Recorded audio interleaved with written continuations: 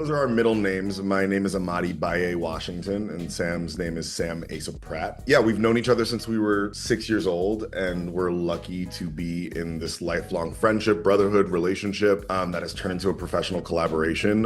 We grew up dancing together in the school that we went to from first grade. We studied African dance it was the first class we ever took together, and we were blown away by just being around the djembe and around that rhythm. Eventually, we got more into hip hop dance and learned basic principles of modern and post-modern dance techniques, and decided to study it in school. And when we came out of college, we made a piece together, and that snowballed over the course of time, and that became an actual LLC, and that turned into evening length works and films and all of these other ideas that I don't think when we first started working together we knew it would become. But Baye Asa has grown to be something that we're very proud of and that we want to do forever. You know, I think when we go into these educational environments, it's a little bit about Amadi and I. It's a bit about what Baye Asa is and what our movement vocabulary is and what we want to say. It's like a little bit about that, but it's also giving a full satiating experience to dance students who want to be physical, who want to learn new things, who want to feel like they have polished, finished, well-crafted thing to present to their community. It's about us a little bit and teaching or imbuing the process with the things and the principles that are important to us, but it's also like, it's about the kids and it's about them having an experience that feels satisfying to them and feels challenging. So with that said, like, we often find ourselves in spaces where people are not exactly attuned to our movement style. Whether the principles of hip hop and African techniques that are in our bodies are not just taught widely in a lot of college programs, or whether there's an attunement to performance and theatricality and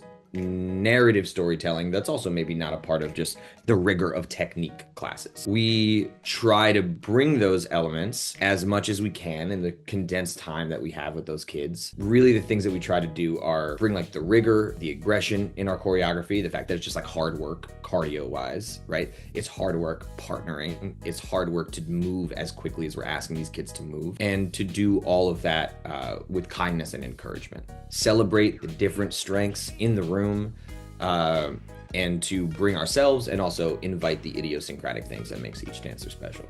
You know, when we come into these settings, we are working in a very different way than we usually work on our own pieces that we make from the ground up and that we would set on ourselves or a company of dancers. We think about deep political topics that we have talked about normally for years, and we manifest those ideas into some sort of structure that feels a lot more complicated, both narratively and physically sometimes, than what we're able to do in what's normally a 7 to 10 day process with a group of students. And what we can offer during that time is the energy and rigor of our movement vocabulary, some sort of interpersonal dynamic between the students that maybe doesn't feel narrative in a clear way to the audience, but that feels structurally supportive for the students so that they have an internal script or dialogue between each other that allows for a feeling that there is some sort of story unfolding throughout the piece. And I think that, coupled with our kind of penchant for lighting design, penchant for putting students in situations or dancers in situations where they feel like real people on stage instead of just moving bodies executing shapes, I think there is still the sense that there is a theatricality, a real warmth between what's going on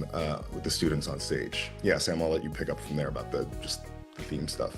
Broadly, it wants to be about the ensemble truly, and them sort of experiencing the isolation of those opening solos, the chaos of that like second sort of middle chunk group section that's kind of like to frenetic, chaotic electronic music, getting more literal with the way that they are all helping each other through the piece with the flashlight section at the end, right? Helping each other through. We're thinking about it in a literal way, as in they're literally helping each other through the difficulty of performing this piece, right? And that by the end, they've done all this physical stuff together. They've looked at each other, they've jumped over each other, they've ran, they've done all this unison bit, and they've created something that has meaning spontaneously on stage because they all did it together without going deeper into some sort of narrative messaging that Amadi and I are coming in with and trying to sort of like layer on top as like a political motif. We're not doing that with a group of students where we have 7 to 10 days and we can't sort of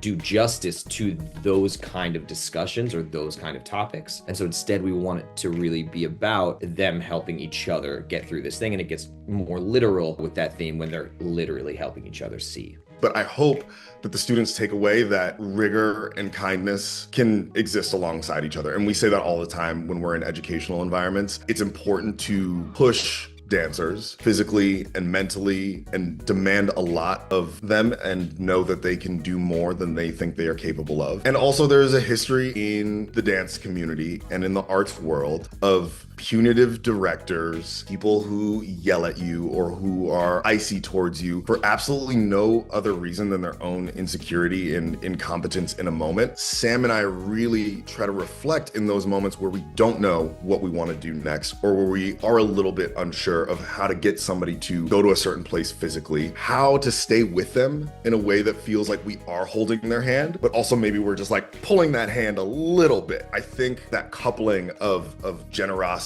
and also demand is just an important thing for students to take with them into professional spaces, so that they know it's possible to work with directors and with people who genuinely care about them, but also care about a vision. I care about bringing them towards that vision for their sake, not just for my sake as the director or choreographer who needs to have a good piece. So yeah, I think giving them the knowledge and understanding that they are important in the space, that they can do more than they think they are capable of, but not doing that in a way that is mean or diminishing, because ultimately from both an honest place and also from a strategic place, like that's what's gonna make the best work.